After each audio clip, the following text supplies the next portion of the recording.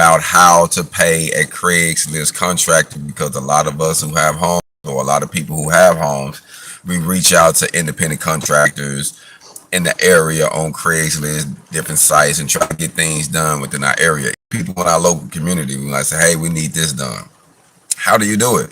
How do you actually know about how to pay them? So I want to give you a few things because I'm an independent contractor and I actually been hiring people to do things for me. And this process of my mom's house has been a little headache because I have had a few unreliable people, and I have had a few people that did something that I want to put you up on, so that way you don't have to worry about the same thing happening to you. But I would say is, if you are providing all the materials, meaning you are going to buy what's needed, either they give you a sheet and say, hey, we need this, you go pick up blase or get it picked up. That way you'll save money because you just give them money to go do something. They might say, oh, it's $400. That piece that you might have to go get might be on the 350. Or I mean, might be on $150, and they just charge you $400 for the material cost.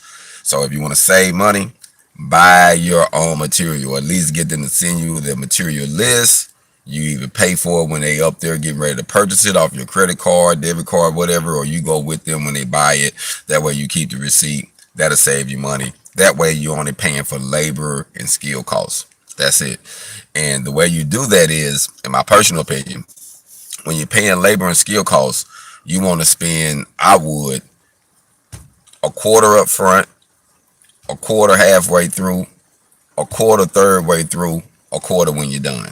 Now, if they're buying the materials, because some contracts you have that are reliable, they can, you can't trust their words, but a few in between, I'm just saying.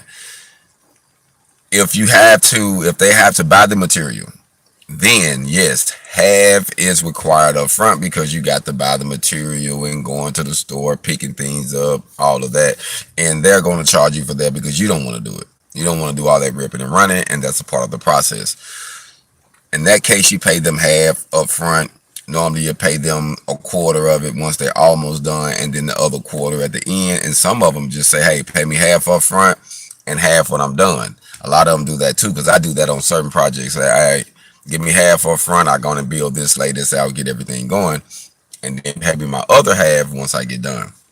But when you're dealing with Craigslist and you're dealing with Craigslist contractors, you have to realize that a lot of the contractors on there are ex-junkies. It's realistic now. I'm going to just be honest with you. They're skilled. They're tradesmen, but they're ex-junkies, or they got alcoholics, or they got some very extreme issues, but they're good at what they do. So a lot of times you have to weave through that BS. I found a contractor that started some things on my end, and he had some very, very strong personal issues.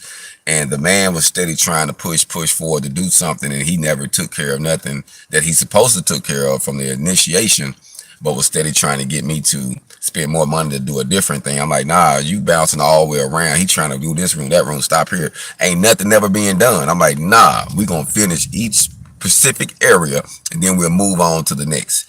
But he was trying to get money for his habit, and I give him money for materials, and they didn't spend the money on the materials, and that's another thing. Family, I was buying materials. A lot of stuff got taken care of, but majority of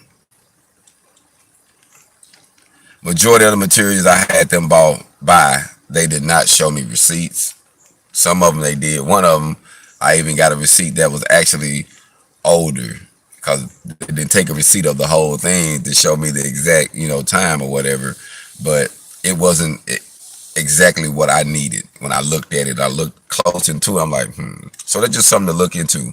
Some people are slick. Everybody trying to take care of their means to an end, their habits, their addictions. So you have to watch that when you're dealing with Craigslist, because a lot of Craigslist contractors are addicts, drug addicts, addicted to something, or have some very serious mental issues or something. I mean, I'm just be honest with you. A lot of them.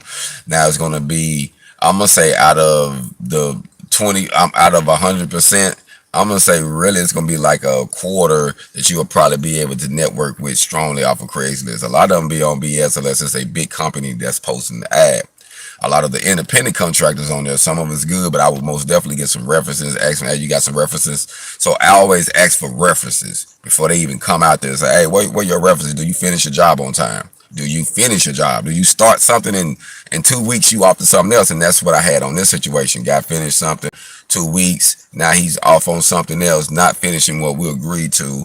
I had to find somebody else, come down here physically to address the issue, spend gas money, spend time. All of that is a headache, family. So to keep you from going through that, I don't want you to go through that. Make sure you do just a small evaluation. You know what I mean? Like I say, I did to a certain extent, but I didn't do the referencing part. I didn't do that part.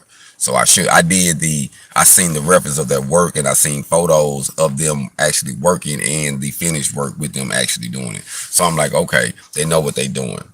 But and I can't say the work that has been done. The guy knew what he was doing. He just have a lot of issues, personal issues going on, alcoholic, drugs, and it's so bad where you can tell. You know, where people show they addictions on their collars or sleeves or whatever you want to call it. But I most definitely say it's something that you should look out for, something to be cautious, because it has cost me money, time, frustration, headaches. Oh, I can't even tell you. So make sure you do a reference check. Make sure if you're buying all the materials, you get the receipt. You buy the material yourself personally, or you pay for them once they go up there to take care of it. So get you an account, Lowe's, Home Depot, or whatever you buying from. Or if it's a local area, get an account or go up there and say, I want my card put up here on this. When they come up here and buy this, charge it to this card. A lot of them will do it because people trying to make money right now. And if they know you in a small area, they know you. So I just want to say, keep yourself out of headaches. This has been extremely headache, family. So for those who believe in the higher power, believe in the God that has created all, keep me in your prayers, keep me lifted. It has been challenging physically, emotionally, and financially in this situation.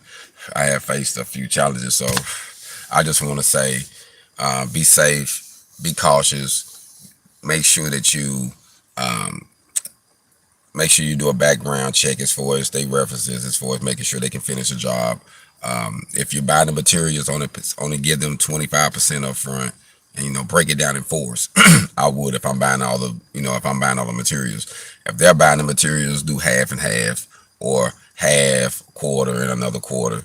But make sure you get some solid references. Make sure you check their background. And just like I said, everybody got issues. So I'm not judging anybody from having flaws or having addictions, but some people allow their addictions to keep them from doing their job, keep them from doing their work.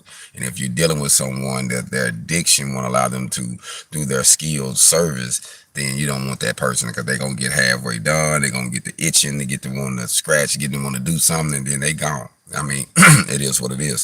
So to save yourself that headache, this has been a headache working on my mom's renovations. It's been going, as you see, we've been getting progress. I've been doing stuff, been paying some stuff that I did. I actually already paid someone else to do, so it's been like, oh my goodness. So, but it's going, it's been a little bit of frustration. So I'm gonna have to tell you, just be cautious when you're dealing with Craigslist, but there are good people on there. Like myself, I am on there and I network, and there is good contractors on there, but you have to be aware, because there's a lot of drug addicts, addiction people that actually are skilled, know the lingo, know the talk. And so just watch the way they show up, watch their tool set, watch the conversation. All of that going to play a part in there. And you're not going to get something for nothing. If you think you're going to get something for nothing, that's going to get you as well. So just wanted to say that before I let y'all go today and start my day. I got a lot going on, a lot on my plate. But I wanted to give you a warning and just give you some updates on how to network with contractors off of Craigslist. Be blessed. Hold on.